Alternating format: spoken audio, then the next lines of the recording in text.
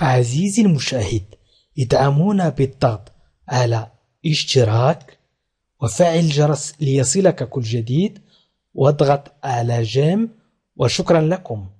مشاهدينا الكرام، السلام عليكم ورحمة الله تعالى وبركاته. قبل أن أبدأ الدرس سأطرح عليكم سؤال المرجو أن تجيبوني. مرت سنة 2018. ماذا تعلمت في سنة 2018؟ أنا عن نفسي الجواب هو أنني تعلمت أن الوقت يمر بسرعة، إذن سأستثمر هذا الوقت في تعلم شيء مفيد. أرجو أن تجيبوني أنتم بدوركم. ماذا تعلمتم أنتم في سنة 2018؟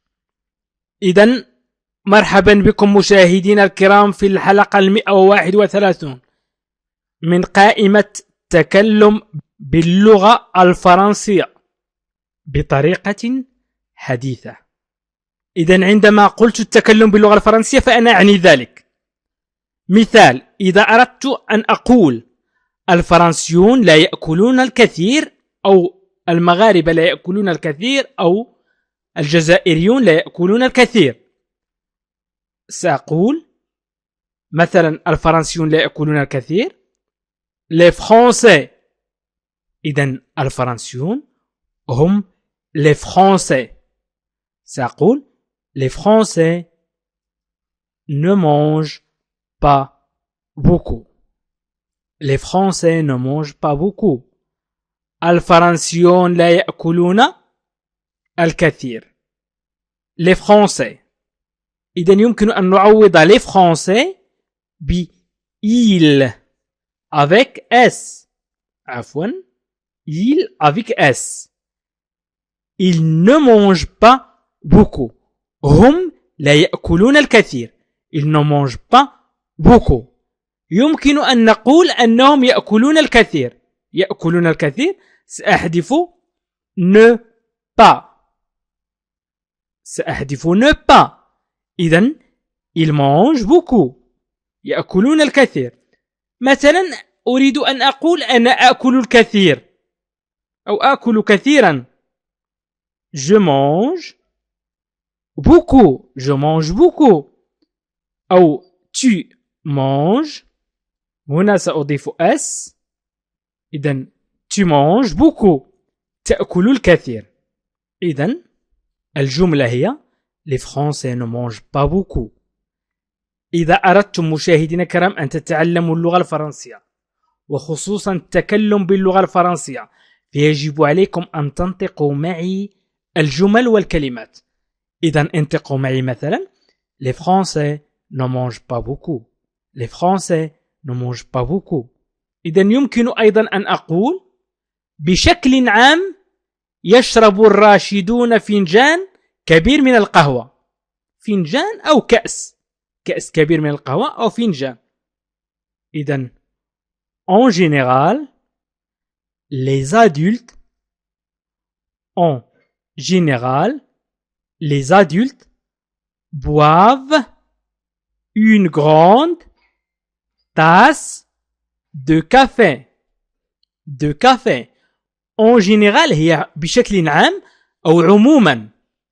بشكل عام أو عموما. les adultes الراشدون. l'adulte يعني الإنسان الراشد. boivent أي يشرب الراشدون une grande tasse de café أي فنجان كبير من القهوة. إذن لاحظوا هنا en général بدأنا ب en général بشكل عام. عندما تتكلم تقول en général les adultes boivent une grande tasse de café. يمكن أن نقول un grand. هنا قلنا une grande لأن tasse مؤنث لا tasse. يمكن أن نقول un grand verre. إذن un grand verre كأس كبير. un grand verre وهو من زجاج. كأس من زجاج. le verre أو un verre هو كأس من زجاج. ولكن إذا قلنا tasse وهو فنجان، والكأس verre. إذن en général les adultes boivent un grand verre de café. أو en général يمكن أن أقول ils. les adultes يمكن أن نعوضها ب ils boivent un grand verre de café. أو يمكن أن أقول en général عموما je bois أنا أشرب je bois. عندما تريد أن تتكلم عن نفسك سيدي أو تريدين أن تتكلمي عن نفسك سيدتي يمكن أن تقولي en général je bois un grand verre de café. يمكنكم أيضا أن تقولوا tu bois أنت. عموما tu bois أو en général tu bois un grand verre de café. tu bois أنت. أو il boit هو. il boit هنا نضع التاء. il boit un grand verre de café. ولكن بالنسبة مثلا لسيدة مثلا فيمينا، إذا كنا نتكلم عن فيمينا سواء مادموزيل أو مدام نقول elle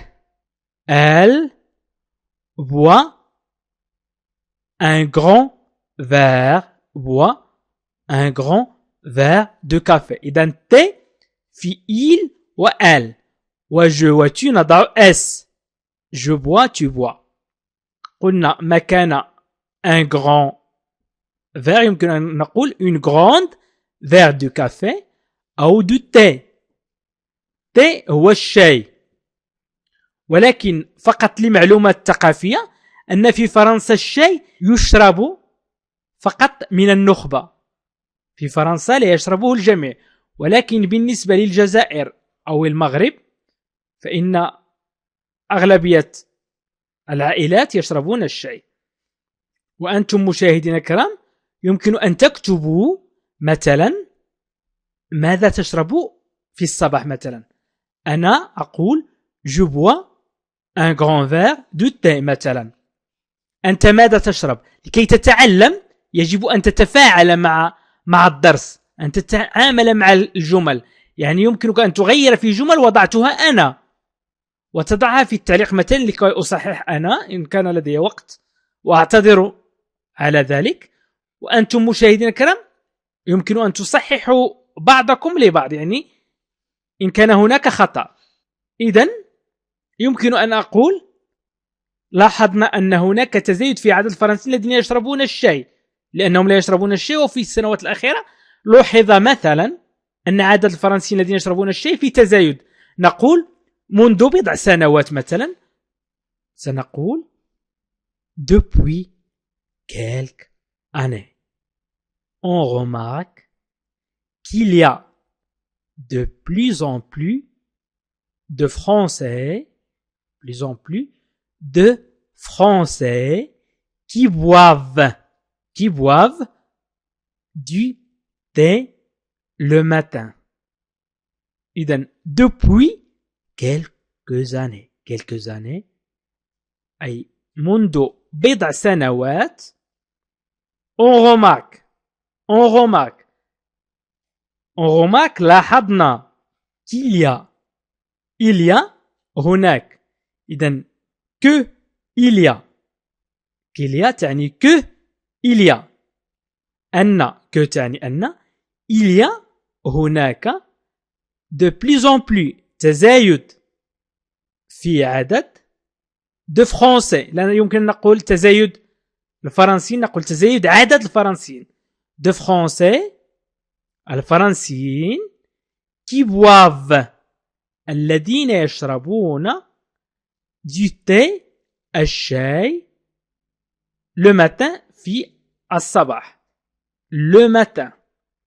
إذن منذ بضع سنوات لاحظنا أن هناك تزايد في عدد الفرنسيين الذين يشربون الشاي في الصباح depuis quelques années. إذن من السهولة بمكان أن أضع أفكار مثلا، يعني التكلم باللغة الفرنسية بسيط جدا، فقط يجب أن تستطيع تركيب الجمل. العديد منكم يعرف année أنها تعني السنة، وكيلك تعني بضع، ودوبوي تعني منذ، ولكن لن يستطيع قول دوبوي كيلكوز années لأنه لم يتعامل مع اللغة الفرنسية بالطريقة التي يجب أن يتعامل بها ويستطيع الربط بين الكلمات. on remarque تقال كثيرا في اللغة الفرنسية. لاحظنا on remarque qu'il y a دائما il y تستعمل أيضا كثيرا il y a يوجد هناك أو هناك il y a يوجد هناك أو هناك. إذن يود أن نقول que il y a نقول qu'il y a de plus en plus نقول de plus en plus de Français qui boivent du thé. قلنا boivent هو جمع. إذن ils boivent يشربون. إذن الشاي بالنسبة للفرنسيين يكون في أكياس، مثلا كاليبتون تضع الشاي في كيس. إذن إذا أردت أن أقول أن الشاي عند الفرنسيين غالبا ما يكون في أكياس، نقول c'est souvent du thé en sachet. وغالبا ما يكون الشاي في كيس. c'est souvent du thé en sachet. أو يمكن أن نقول et souvent et تعني و et souvent du thé en sachet أي أنه وغالبا الشيء يكون في كيس. ونحن مثلا المغاربة والجزائريين، أتكلم فقط عن المغاربة والجزائريين فقط كثقافة، وأحترم جميع الدول، مصر تونس السودان، يعني جميع الدول العربية فهي محترمة، ولكن الثقافة الجزائرية والمغربية أنا لي دراية كبيرة بما يحدث في المغرب والجزائر، ولذلك فإني أتكلم في غالب الأحيان عن المغرب والجزائر. قلنا ليس من عادتنا شربه on n'a pas l'habitude. خذ هذه الجملة فقط وحاول أن تفهمها. on n'a pas l'habitude ليس من عادتنا. on n'a pas l'habitude ليس من الصعب أن تركب جمل. on n'a pas l'habitude ليس من عادتنا. d'en boire هنا أتكلم عن الشاي. on تعود على الشاي. d'en boire c'est le cas au Maroc ou en Algérie. إذن هنا أتكلم مثلا فرنسي يقول لك أنه ليس من عادتهم، يقول أنه ليس من عادتنا شربه كما هو الحال في المغرب والجزائر. إذن في فرنسا لا يشربون الشاي كما في المغرب والجزائر. إذن on n'a pas l'habitude ليس من عادتنا. d'en boire شربه comme si le cas كما هو الحال au Maroc في المغرب ou en Algérie أو الجزائر أو في الجزائر. إذن on n'a pas l'habitude ليس من عادتنا. d'en boire قلنا on تعود على الشاي، يمكن أن نقول on n'a pas l'habitude de boire le thé comme c'est le cas au Maroc ou en Algérie. إذن on هنا تعوض le thé. يمكن أن أضيف concernant، أقول أما بالنسبة للأطفال فإنهم لا يشربون الشاي أو لا يشربون القهوة مثلا. concernant les enfants ils ne boivent pas de café. concernant les enfants ils ne boivent pas de café.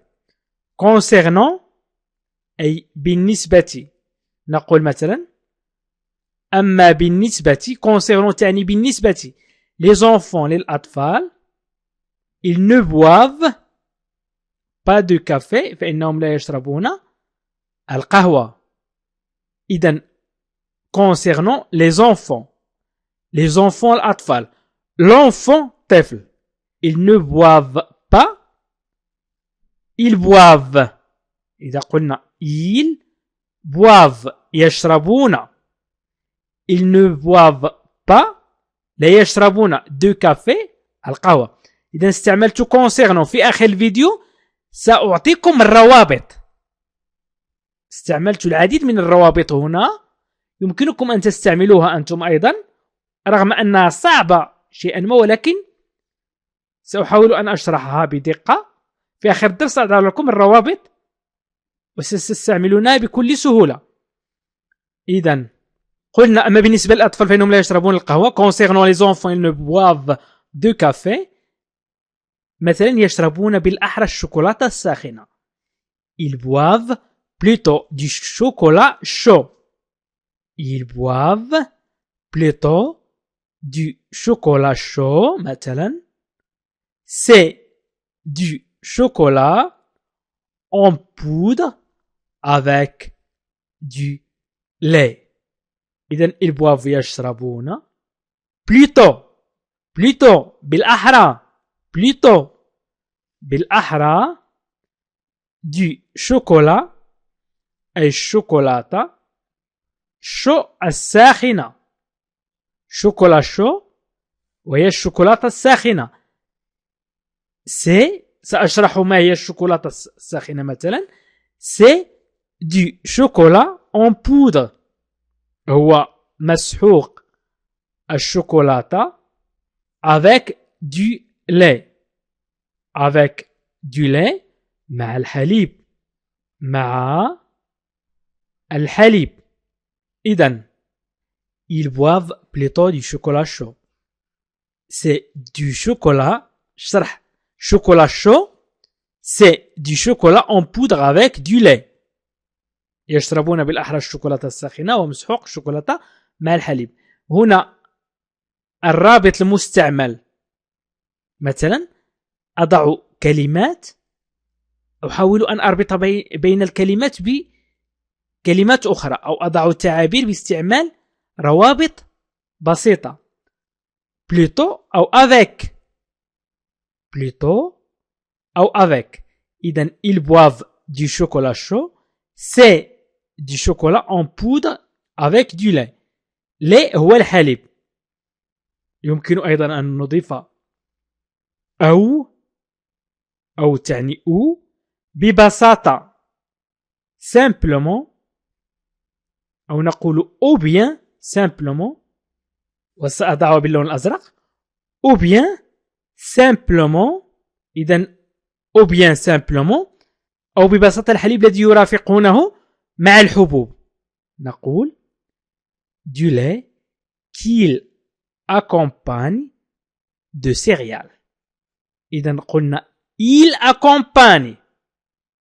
accompagne أي يرافقون. هم يرافقون. il accompagne. إذن il accompagne هم يرافقون. إذن الحليب بالحبوب. céréales هي الحبوب. إذن ou bien simplement du lait qui l'accompagne de céréales. إذن استعملت ou bien أو bien تعني أو simplement ببساطة. إذن يمكنكم أن تأخذوا التعابير simplement أو concernant بالنسبة أو comme وهي تعني كما. ويمكن أن تضعوا التعبير كاملا comme si le cas. ونعرف أن الإنسان المجتهد فهو يكتب هذه الأشياء التي يركز عليها الأستاذ يكتبها هو لكي يستفيد منها. comme si le cas نقول comme si le cas كما هو الحال. كما هو الحال. ويستعملها الرئيس الفرنسي كثيرا في خطاباته. يستعمل comme si le cas souvent غالبا و plus en plus أي في تزايد. plus en plus. إذن سأقرأ الجمل التي قمت بتركيبها قراءة عادية. إذن depuis quelques années On remarque qu'il y a de plus en plus de Français qui boivent du thé le matin. Depuis quelques années, on remarque qu'il y a de plus en plus de Français qui boivent du thé le matin. C'est souvent du thé en sachet.